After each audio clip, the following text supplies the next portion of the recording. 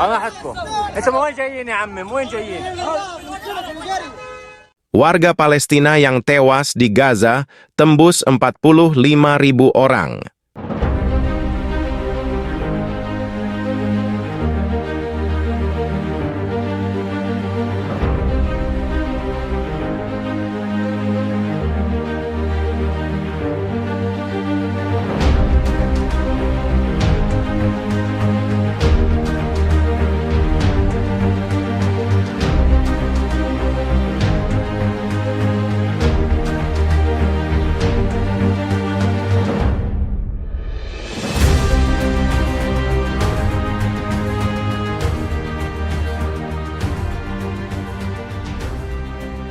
Jumlah warga Palestina yang tewas di jalur Gaza akibat perang Israel-Hamas pada hari Senin mencapai lebih dari 45.000 orang.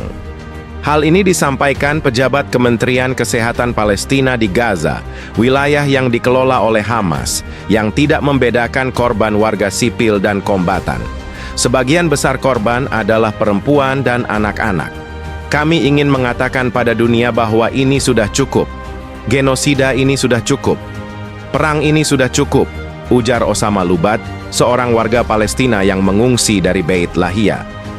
Kementerian Kesehatan Palestina mengatakan, sejak perang berkobar pada 7 Oktober 2023 lalu, jumlah korban tewas telah mencapai 45.028 orang, sementara 106.962 lainnya luka-luka. Pejabat kementerian itu menambahkan bahwa jumlah korban sesungguhnya jauh lebih besar karena ribuan mayat masih terkubur di bawah puing-puing reruntuhan bangunan yang diserang dan tim medis tidak dapat mengevakuasi mereka.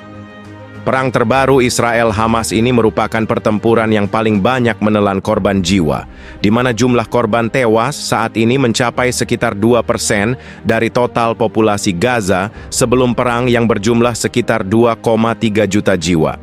Gaza telah mati.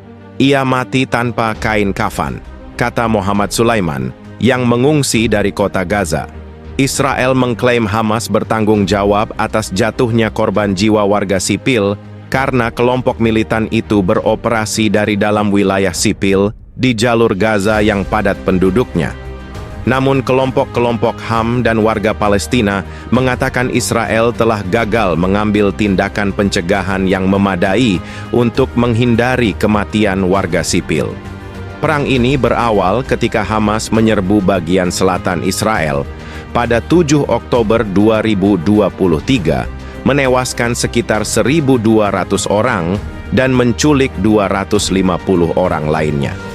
Sebagian besar sandera telah dibebaskan dalam gencatan senjata pertama pada November 2023. Namun sekitar 100 sandera lainnya masih berada di Gaza, meskipun sepertiga dari mereka diyakini telah tewas. Petugas medis mengatakan setidaknya 18 warga Palestina tewas dalam serangan udara Israel di Gaza pada Sabtu. Sementara, militer Israel mengatakan pihaknya menargetkan orang-orang bersenjata yang beroperasi dari tempat penampungan dan gudang bantuan. Petugas medis mengatakan setidaknya 10 orang tewas dalam serangan udara di dekat gedung Kota Madia di Deir al-Balah di jalur Gaza Tengah, tempat orang berkumpul untuk menerima bantuan. Korban dibawa dengan berjalan kaki, becak, dan mobil pribadi dari lokasi serangan ke rumah sakit, kata petugas medis. Serangan itu menewaskan kepala komite administratif yang dikelola Hamas di Gaza Tengah, kata sumber Hamas. Militer Israel sedang menyelidiki laporan tersebut, kata seorang juru bicara. Sebelumnya, pesawat Israel menyerang militan dan gudang senjata di dekat gudang bantuan setelah orang-orang bersenjata menembakkan roket ke Israel dari sana, kata militer.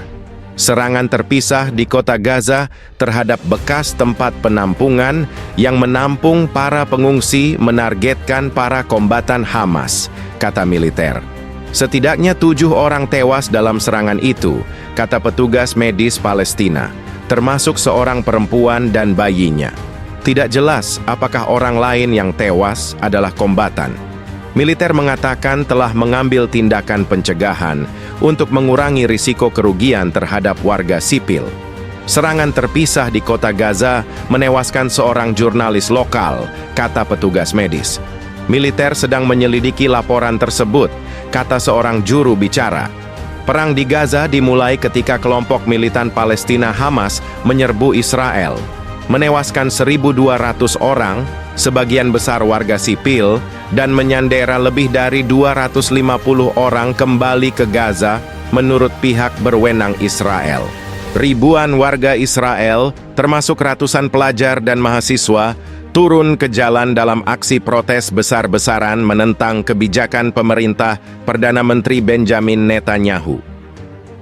Aksi unjuk rasa ini, yang dikenal dengan nama Takut Mati Konyol, diadakan di berbagai kota besar seperti Tel Aviv, Haifa, dan Yerusalem dengan fokus utama pada penolakan terhadap kebijakan luar negeri dan militer yang dinilai semakin membahayakan keselamatan negara dan masa depan generasi muda.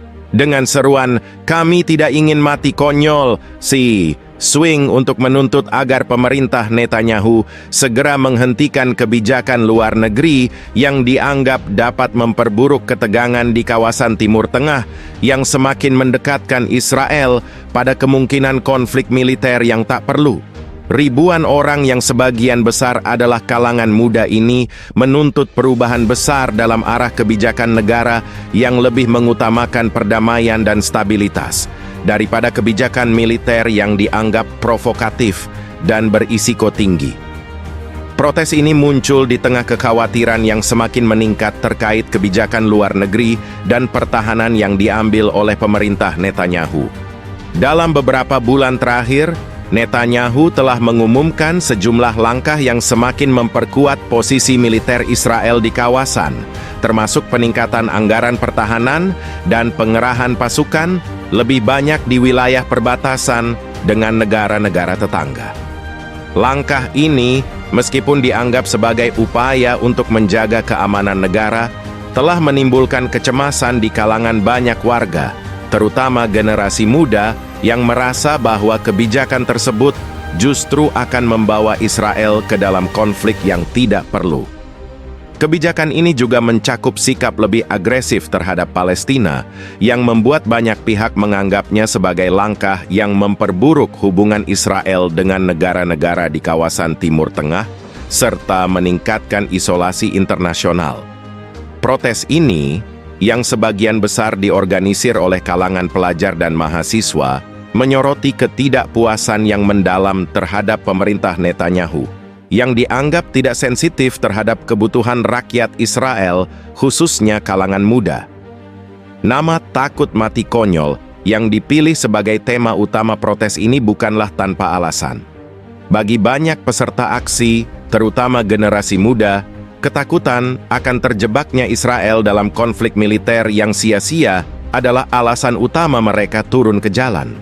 Banyak dari mereka yang merasa khawatir bahwa kebijakan yang diterapkan oleh Netanyahu tidak hanya akan merugikan negara dalam jangka panjang, tetapi juga mengancam nyawa mereka tanpa alasan yang jelas.